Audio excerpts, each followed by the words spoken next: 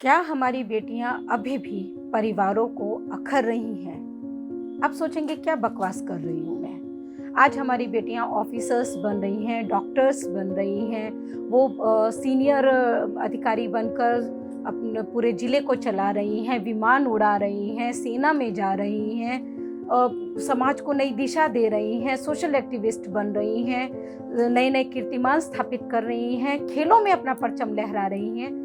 फिर भला ऐसा कहाँ है कि बेटियां जो हैं वो परिवारों को अखर रही हैं? और तो जो एडॉप्शन का जो डेटा है सरकार का, वो भी ये कहता है कि लोगों की पहली पसंद वो बेटियां बन रही हैं, बेटे नहीं। तब भी ऐसा कौन सा तबका है समाज का जो नवजात बच्चियों को आज भी जमीन में जिंदा दफन कर रहा है? नमस्कार, मैं हूं मोनिका आर्य। नवजात शिशुओं को बचाने की मुहिम पालोना में एक बार फिर आप सभी का स्वागत है।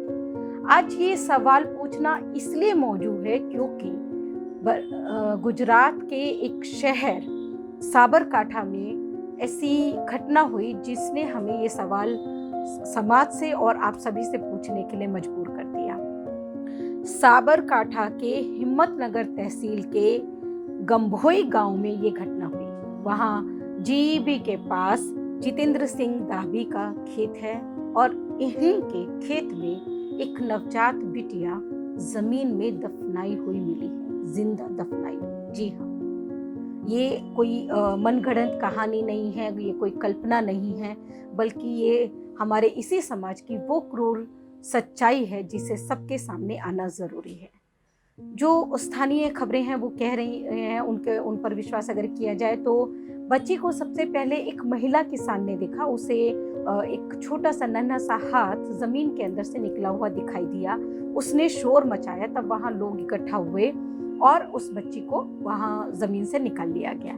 वहीं कुछ मीडिया रिपोर्ट्स में ये कहा गया है कि जितेंद्र सिंह धाबी सुबह खेत में अपने फसल को पानी देने के लिए जब गए तो उन्होंने ही सबसे पहले उस बच्ची को देखा वहाँ पर। इसके बाद उन्होंने अपने बेटे को आवाज़ लगाई और बेटे ने वहाँ पर पहुँचकर धीरे धीरे उस मिट्टी को हटाया तो वहाँ पर वो बच्ची मिली। बच्ची अभी भी सांसें ले रही थी, हालांकि उसके नाक और मुंह में काफ़ी मिट्टी चली गई थी जिसकी वजह से उसे सांस लेने में काफ़ी तकलीफ हो रही थी।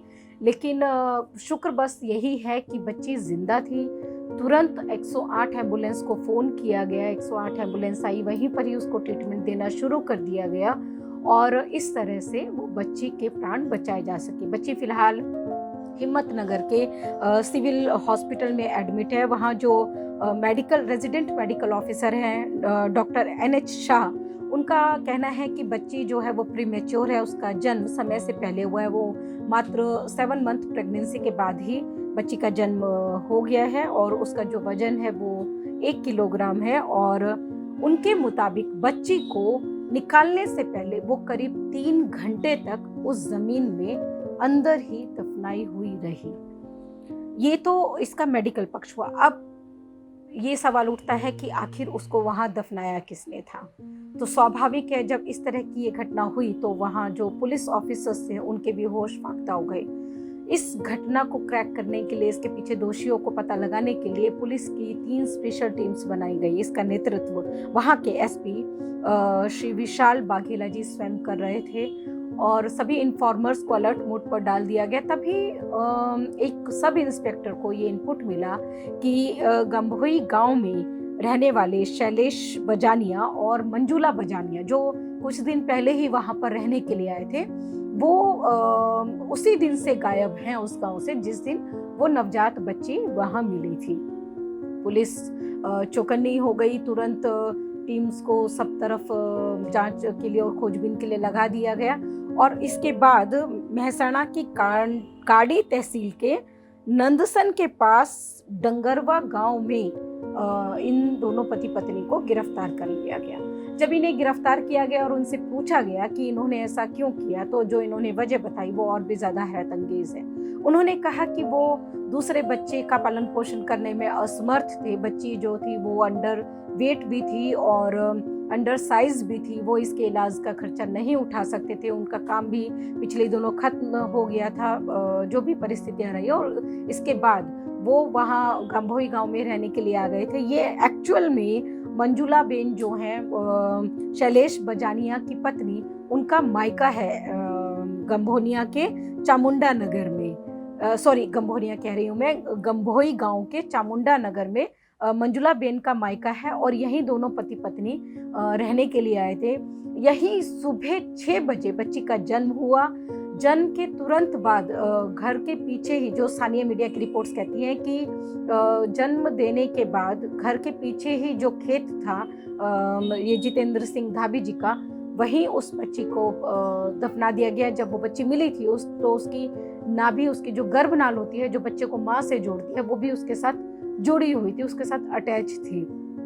और उन्होंने कहा कि क्योंकि वो इस बच्ची के इलाज का खर्चा नहीं उठा सकते थे, इसलिए उन्होंने बच्ची को वहां दफना दिया। ये इनका पक्ष है। लेकिन जो लोकल लोग हैं या जो पुलिस है या जो एक हमारी अब तक की रिसर्च कहती है, हमें लगता है कि ये जो पूरा मामला है ये एक वजह हो सकती है कि वो फाइनेंशियली उतना कैपेबल नहीं हो कि उस बच्ची का पालन पोषण कर सकते हो। लेकिन कहीं ना कहीं इसमें गर्ल चाइल्ड का इशू भी हो सकता है। उनके पहले संतान क्या है इसके बारे में कुछ पता नहीं चल पाया है, लेकिन शायद वो लड़की भी हो सकती है और इसीलिए दूसरी लड़की होने के बाद, वो भी प्रीमेच्योर होने के बाद और अंडर वेट अंडर साइज होने की वजह से उन्होंने उसको दफना दिया, ये हो सकता है। अच्छी बात यह है कि पुलिस ने इसमें जो सेक्शंस लगाए हैं वो एकदम सही लगाए हैं। इसमें आईपीसी इंडियन पिनल कोड का सेक्शन 317 317 लगाया गया है, जो कहता है कि किसी भी बच्चे को अगर कहीं लावारिस अवस्था में परित्यक्त कर दिया जाता है, छोड़ दिया जाता है, जिससे कि उसकी जान को खतरा हो सकता हो, तो ये 317 का सेक्शन लगाया जाता है। इसके अलावा पुलिस ने 307 का सेक्शन भी लगाया है। ये बहुत महत्वपूर्ण है जानना कि 307 के साथ साथ यहाँ 317 भी लगना चाहिए था। 307 किसी की जान लेने का प्रयास करना, बच्ची जिन परिस्थितियों में मिली है वो ये बात बताने के लिए, ये साबित करने के लिए काफ़ी है कि उस बच्ची की जान लेने की कोशिश की गई थी। इसलिए पुलिस ने जो काम किया है वो काबिले तारीफ है, उनकी मुक्त कंठ से प्रशंसा होनी चाहिए। अगर वो इतने तत्पर नहीं होते, अगर उन्होंने इतनी जल्दी स्पेशल टीम्स बनाकर अपने इन्फॉर्मर्स को अलर्ट नहीं किया होता, तो शायद इस बच्ची का मामला भी अन्य अनेक सैकड़ों मामलों की तरह ही ये कहीं खो जाता, कहीं दब जाता और ये पता नहीं चल पाता कि किसने बच्ची को वहाँ छोड़ा था और क्यों छोड़ा था, क्या वजह थी इसके पीछे। इसलिए ये एक बहुत ही महत्वपूर्ण केस है और बिल्कुल इसी तरह की तत्परता भारत में शिशु हत्या के तमाम प्रयासों को रोकने के लिए ज़रूरी है। इसीलिए पुलिस प्रशासन का अलर्ट मोड में रहना और इन घटनाओं को गंभीरता से लेना बहुत ज़रूरी है। शुक्रिया।